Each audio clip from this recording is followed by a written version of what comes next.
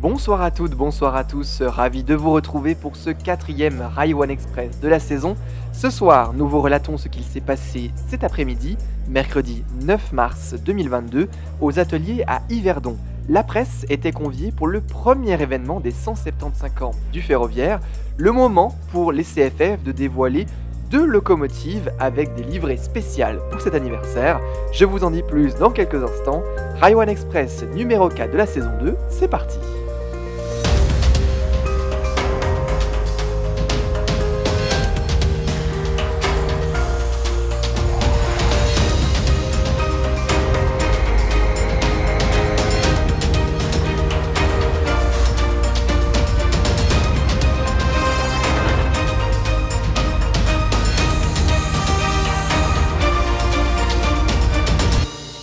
Allez, on repart à Yverdon avec de très nombreux confrères journalistes de toute la Suisse, il faut le souligner. Ils ont répondu comme nous au communiqué des CFF jeudi. Et bon, je pense que vous nous connaissez depuis le dérangement de Tolochna, on n'a pas vraiment attendu aujourd'hui pour découvrir les livrets. On a contacté nos sources et elles ont pu nous envoyer, en tout cas pour la 460, ces photos. On les remercie infiniment. Ça nous a permis notamment de préparer nos questions pour les intervenants après et de découvrir aussi que les sponsors de ces événements sont Rocco Fleischmann et Märklin. La 460 c'était bon, mais la 420 difficile. On a démarré par chercher son numéro. La seule certitude c'était qu'elle était à Bellinzona parce que les livrets des 420 sont faites là-bas. 3 candidates, la RE 420 246, la 251 et la 259, en tout cas de ce qu'on a cherché en interne. Et bah bingo, mardi soir, tadam, la 420 en dehors des ateliers de Bellinzona, elle a été rapatriée à Yverdon durant la nuit de mardi à mercredi à minuit 36.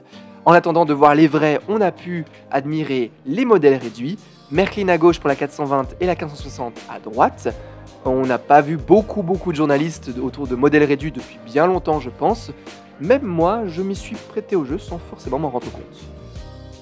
Allez, place aux différents discours de bienvenue. On nous détaille également quand est-ce que les locomotives vont arriver. La première personne à prendre la parole est le directeur général des CFF, Vincent Ducrot, suivi ensuite par le directeur de l'Union des transports publics, Yuli Stöckelberger, suivi également du CEO de CFF Cargo, Désiré Bauer, et je m'excuse sincèrement pour la prononciation, vous avez compris depuis le temps que l'allemand et moi c'est compliqué. Une ronde des questions a ensuite été proposée aux journalistes avec une belle question colle de la part de notre confrère ici à l'écran. Quand est-ce que la première ligne de Romandie a été ouverte? Alors on a tous cherché, puis quelqu'un a fini par trouver que c'est le 7 mai 1855 à Saint-Germain, juste à côté de Bussigny, que le premier train est parti en direction d'Yverdon avec 200 privilégiés, une belle attraction à l'époque. Allez, on enchaîne avec l'événement que tout le monde attendait, que vous attendez tous probablement, l'arrivée des 2 locomotives. On démarre avec la 420.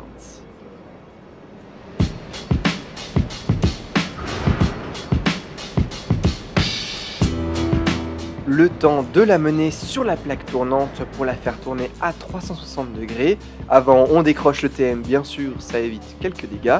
Et c'est parti pour le vrai grand défilé de mode de cette 420 numéro 251.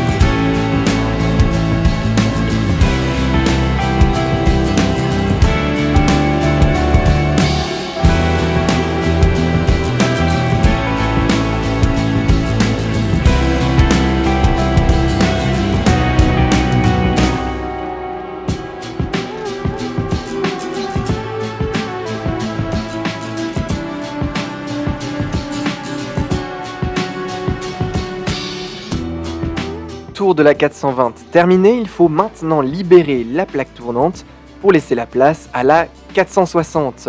Elle arrive en pont transborder, juste derrière nous. Il suffit ensuite de l'avancer avec un drôle d'engin, apparemment diesel ou électrique, je ne sais pas, mais ça m'a fait bien rire. Elle arrive ensuite sur la plaque tournante, de quoi faire également un joli défilé de mode.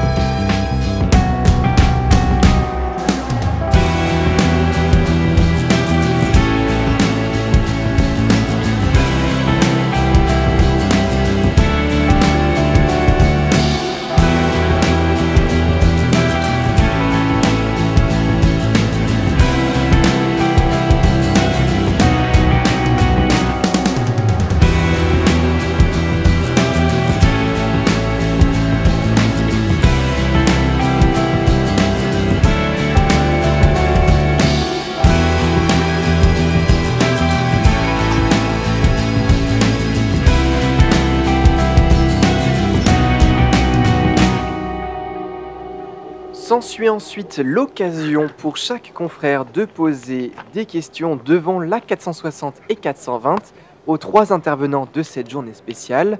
Vous voyez ici Vincent Ducrot. On avait beaucoup de questions à lui poser. Nous vous avons sélectionné l'essentiel. Voici son interview en brut. Alors vous venez de dire justement CEO, juste pour que tout le monde comprenne bien, qu'est-ce que ça veut dire? Vous ne travaillez pas au centre d'exploitation de Lausanne, c'est pas ça? Non, pas du tout, je suis le directeur général de l'entreprise CFF. On utilise un anglicisme qui s'appelle CEO pour décrire le titre. Il y a d'autres locomotives qui verront ce genre de livrée ou c'est vraiment les deux d'ici? Non, ça c'est les 2 livrées qui ont été faits en partenariat avec les entreprises Merkin et Rocco Fleischmann. C'est les 2 locomotives parce qu'eux vont reproduire ces petits modèles. C'est un peu des ambassadeurs qu'on envoie à l'intérieur du pays pour montrer, rendre attentif à une histoire mais aussi un futur. 2 ambassadeurs sur les centaines de locomotives et de trains qu'il y a, ça fait pas un tout petit peu pour les 175 ans? Non, elles sont toujours très très vieux. Il faut savoir que si vous voulez avoir une locomotive qui soit vue, il ne faut pas en faire trop. On a beaucoup d'expérience dans ce domaine-là. Elles sont toujours extrêmement photographiées, elles sont regardées. Elles vont être photographiées dans toutes les situations où on les retrouve et ça nous donne une palette d'images magnifiques sur finalement la vie de notre entreprise. Justement, pour pouvoir les trouver, ces locomotives, est-ce qu'on pourrait imaginer une sorte de traçage comme l'entreprise OBB? On sait que sur l'intranet CFF, c'est possible. Est-ce qu'il y aurait quelque chose comme ça qui serait envisagé pour l'intérêt du public ou pas? C'est des choses qui sont tout à fait envisageables. C'est des choses auxquelles nous réfléchissons. Laissez-nous un petit peu des surprises pendant l'année. On a un peu pris connaissance des événements en Suisse romande le 1er et 2 octobre pour fêter les 175 ans.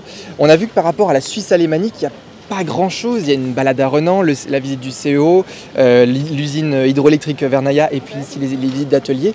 Ça fait pas un peu petit pour les 175 ans? Est-ce qu'il ne faudrait pas ouvrir plus d'ateliers, de portes au public? Non, c'est pas nécessaire. C'est beaucoup mieux de faire des événements bien marqués, qui soient bien organisés, que de multiplier des événements. Ce que nous avons fait. Nous avons confié aussi à nos partenaires, qui sont des entreprises de transport, de faire partie de ce système. Et nous avons choisi en fait de concentrer en Suisse romande, et ça c'est quelque chose auquel je tiens beaucoup. Ce sera bien organisé, ce sera grand, ce sera quelque chose qui va intéresser les gens. Et je suis très fier que nous le faisons. Est-ce que vous allez en profiter pour lever une certaine partie du voile, entre guillemets, des CFF? On sait que par exemple, il y a des choses qui sont un petit peu tabous au niveau des dérangements, au niveau des ruptures de correspondance, des perturbations d'exploitation, des travaux. Le public ne comprend pas forcément ce qui se passe. Est-ce que vous allez en profiter pour faire beaucoup de pédagogie sur tous ces événements particuliers? Alors vous savez, il n'y a rien de tabou dans la maison CFF. Toutes les données sont disponibles, toutes les données sont accessibles. Nos différents rapports, sites internet présentent tout.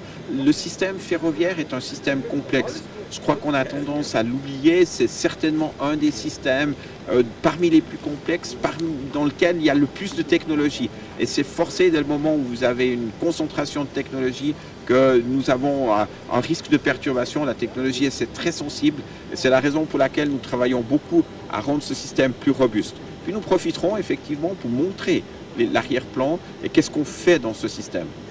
Merci beaucoup. De rien. Et c'est là-dessus qu'on va se quitter. Merci beaucoup de nous avoir suivis. On a une malheureuse nouvelle à vous apprendre. L'épisode DRHB de samedi est reporté. Cette situation est due à une absence de personnel pour cause de maladie. On s'excuse sincèrement et on vous le diffuse aussi rapidement que possible, mais vous pourriez bien avoir de nos nouvelles en fin de semaine. Je vous en dis pas plus. Très belle soirée, à très vite. Ciao.